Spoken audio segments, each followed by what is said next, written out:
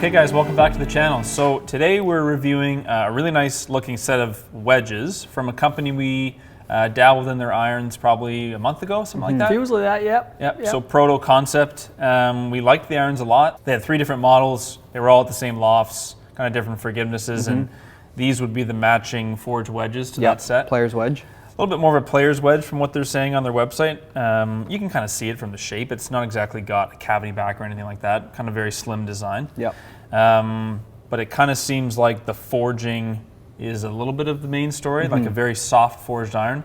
Good for quality control, but also expect a nice feel off the club. Yeah, I think that's the nature of the Proto Concept brand. Is it's quite premium. Yeah. I do like the look of it. I like the face, the sort of micro dots in the face. Yeah, so you got face dot milling is what they're calling it. It's basically for consistency out of wet conditions and rough, bad lies. So we've seen a lot of companies say that to us recently, that they want to focus on that. Focus, definitely. So it makes sense. Good to see that it's on there. Yep. When we flip it round and you've kind of got where it designates what wedge it is, what bounce it is. Obviously, there's a cut sole, there's a standard sole, and a wide sole. Yes. When you kind of look down that line, obviously they use that line to create a little bit of a higher CG point as well.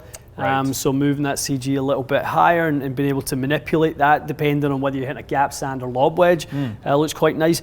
The sole, if we dive into that, it looks quite intricate. There's definitely a pre-worn leading edge. There's a trail edge relief on the one I've got in the standard sole. So yes, I think there's quite a lot. Obviously focused on the forging, but there's a lot going on at the same time. Yeah, they seem to have gone, their focus has been to optimize trajectory, spin rates, things like that, keep it consistent. I've got the wide sole here, and it's the same deal as you said. Trailing edge relief, leading edge relief. Yep. Just looked like a really good, nice playable wedge. It does. To me, I've got the gap wedge here, and what I think they've done really nicely, and it's a bit of a bugbear of mine on gap wedges, is the leading edge is very, very square, very nice. Flat. Transitions perfectly, from being honest, from the hosel into the leading edge. I hate offset and a rounded leading edge on a gap wedge. On a gap wedge, It's never going to see the light of day in my golf bag if it ever has that.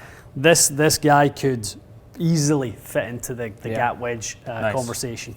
So we've got standard grind in the 50. Yep. You're going to hit standard grind in the 56, which Mikey has there. Okay. And then at the end, we'll hit a few kind of more specialty wedge shots with the 60, because the 60 has the wide sole. Right. And it's a little bit lower bounce actually, so you might be able to kind of clip some nice spinners. So what we'll have you do is with the 50 and the 56, just kind of hit those stock yardages. Get a feel for that forging. See the flight, see the launch and spin, see if they've kind of optimized that trajectory the way they said they have. And then get you to hit a couple kind of fancy shots with the 60.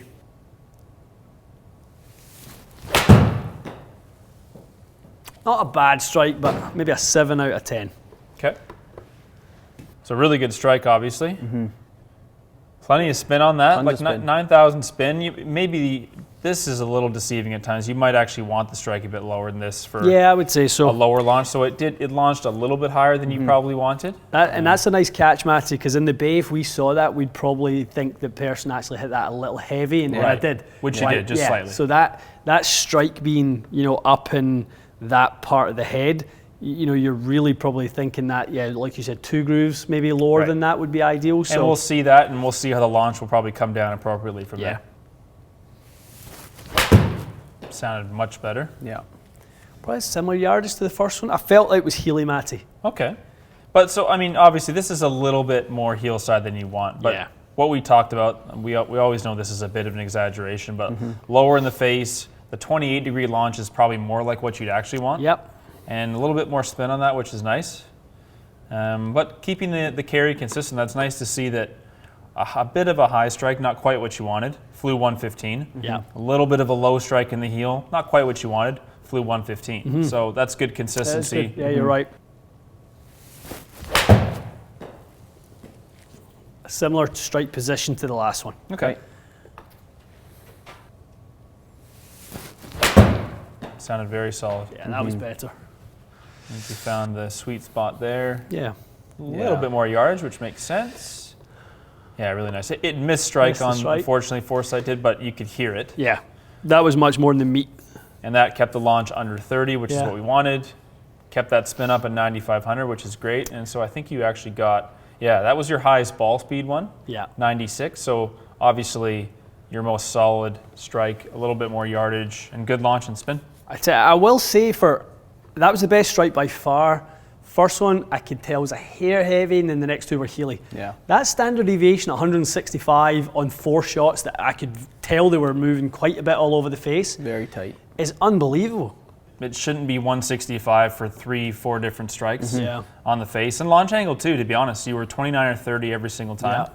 Ball speed varied a little bit, but not anything crazy. And yeah, like a, I don't know, 20-foot circle around the pin, something like that. Super consistent. Definitely. And you know, obviously I think what we're looking at is that micro dot texture on the face, micro dot milling, is that what they call it? Micro dot milling, yeah. Yes. So yeah, I think we're looking at that, and the one test beyond really, you know, looking at this is would be trying it outside in different conditions See at how some it does point. in the rough and the wet. Yeah, and I think as 2023 we look at our testing protocols, I think we would like to start to integrate, you know, a mass wedge test where we try it in different conditions. And, you know, I think this is probably not a line for them that they'll cycle through too fast. So this probably will still be their line for 2023. And it'll be current, we can add it to the mix when we do those. That sounds great. Cool. Okay, how about some sand wedges? Let's do it.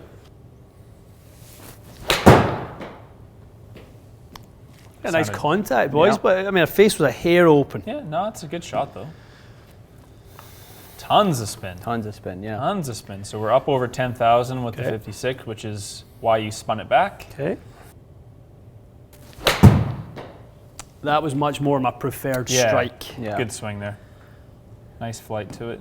And obviously that being the standard sole, you can still feel it cut through the turf as much as we can indoors. It's not interfering.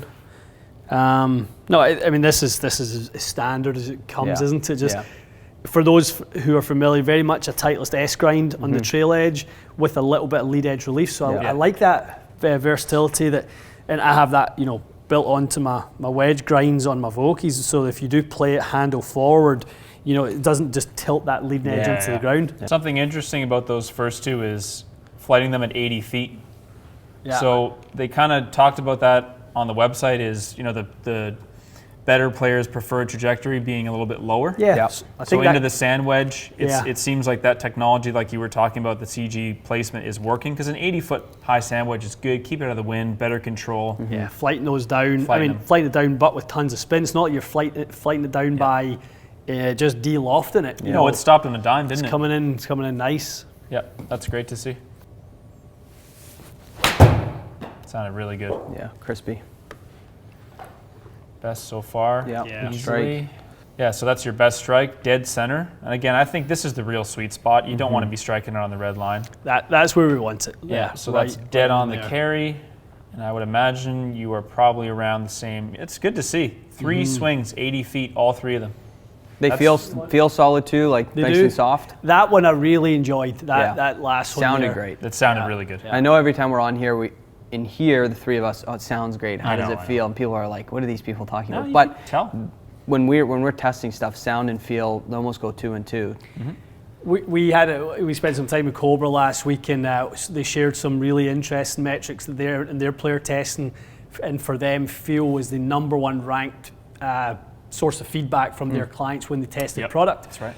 And we were just chatting, and I'd asked the question: is that because it's the first reaction that a player gets? It's like feel. Yeah. Right before you've even had a chance to judge it for height and shape and distance and get into the numbers, like you are more in tune with the feel. That's why we comment on it so much, because our senses are a little bit dulled here because we're indoors. So we're going to pay attention to feel and sound and all those other maybe audible feedback notes that we get. So the results on that were really good. I mean, you were very tight on standard deviations across the board here. Not much variance in spin, which is always a big one. Your yardage was pretty much spot on, the 100 that we wanted. And as I said, all 3 of those were 80 feet in the air. So a super consistent flight window.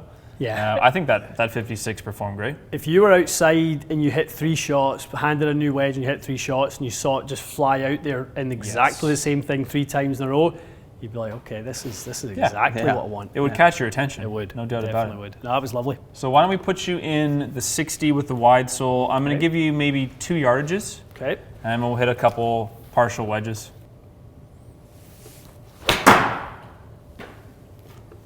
That's really nice. Yeah, sounded great. Ooh, lovely. I mean, tons of spin. To get 10,500 spin out of a partial wedge is no joke. So good. No Honestly, joke. that one just felt unreal off the face. Similar, boys. Very honestly, similar. quite similar. Same carry, basically. Great. Yeah, that's wild. So almost the same strike, just slightly lower, which if Yep. anything is good because it dropped your launch angle by half. Yep. And very similar spin within 200. That's nice. Yeah. A little bit more spot on the yardage. That's felt crazy. awesome Really as good well. strike. You still spun it like even a few yards shorter, 10,500 spin. I know. So standard deviations were all again really low, which is good to see. 10,500 spin on average was a ton for 79-yard shot. And again, a kind of a cool trajectory, kind of in the 65-foot range. Just kind of flying them in there low with like a ton of spin. The ball just coming to a really quick stop. All right, well, let's finish with a couple 50-yarders. Okay. It's a nice one. Yeah, 8,500 spin on that. It's well struck. A little bit high in the face, but we'll see if the numbers are perfect. I wouldn't change anything about the numbers, that's for sure. And that one's went a little long. I love the strike in that one. No, though. you hit that perfect. Yeah, that little higher in the face strike almost, but it still has a ton of spin on it. 9,000 spin is wild. Impressive. Yeah, I mean, you struck it probably a groove lower than the previous one. Yeah. This seems to, I think this is the low bounce option of the lineup. I think if I was in a fit right now on the other side of the desk, I'd probably be going, okay, let's see what 10 or 12 looks like, move that strike down. I'd get even better feedback from it than what I'm getting. This is nice, but what I feel like I can do with this one is I feel like it's really easy to play something that's just a little more flighted. Yeah. Right, that feels like what I want to do with this one, because high in the blade, I can get the lots of launch and I've got enough spin. Yeah. I don't really feel like I'm hitting a great flighted shot with this one. No, I think the low bounce is moving your strike high. Too high Too for high, me. probably not quite what you're looking for. A little 60-10S would be perfect for this wedge. Yeah. Yep. And that's part of them needing to add more options over time, I guess. I mean, they have a pretty limited range for now, but if you find the one that fits great, this is a little off for you, I would say. Yeah. You probably want a little more bounce, but someone playing in firmer conditions might find the strike is lower. So that, to me, was in a better part of the head. 100%. Yeah. And that's the difference. So you still get a good launch angle, good spin rate, but obviously that strike, 10 millimeters probably lower than where we had it before. Yeah, so I'd always look to the player. What's their shot repertoire? What do they like to see? And kind of match their soul grind and bounce accordingly, depending on what shot shapes they like. Yeah. So my takeaway is it would be nice to see them add more options to the spec sheet. Because the 50S was great for you.